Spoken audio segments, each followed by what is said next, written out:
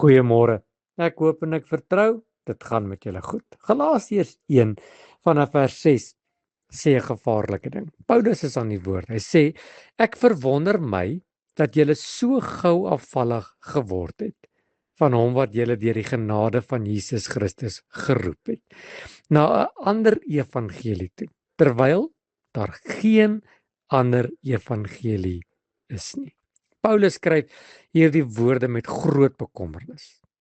Die gelowiges in Galasiërs het die ware evangelie van genade ontvang, maar sommige mense het dit verdraai en hulle het van hierdie evangelie afvallig geword. En nou skryf Paulus en hy sê, dit is vir my hartseer, want daar is net een evangelie.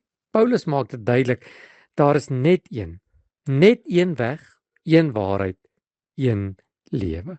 Vandag is daar baie mense wat in die war kom en ons evangelie wat ons van Jesus Christus ontvang het, daarvan afvallig raak.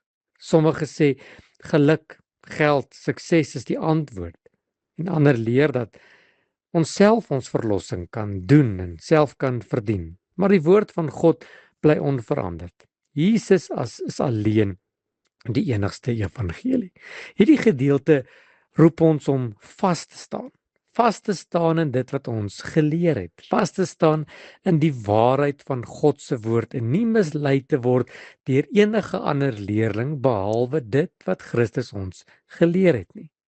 Dit gebeur so baie maklik daar buite, dat mense vandag in Jesus glo en dan gebeur daar iets en dan raak ons afvallig. Ons kom weg van die waarheid af.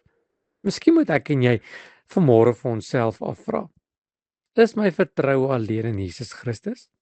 Bou ek op God se genade of my eie verdienste?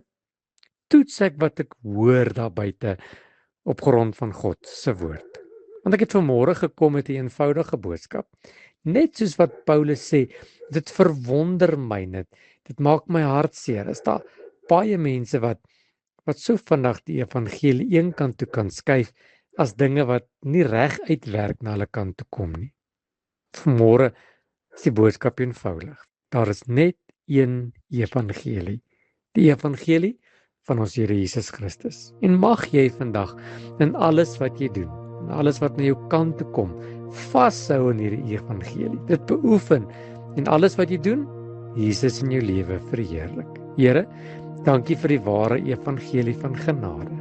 Bewaar my teen misleiding en help my om vas te staan op die waarheid, want U is die waarheid. Amen.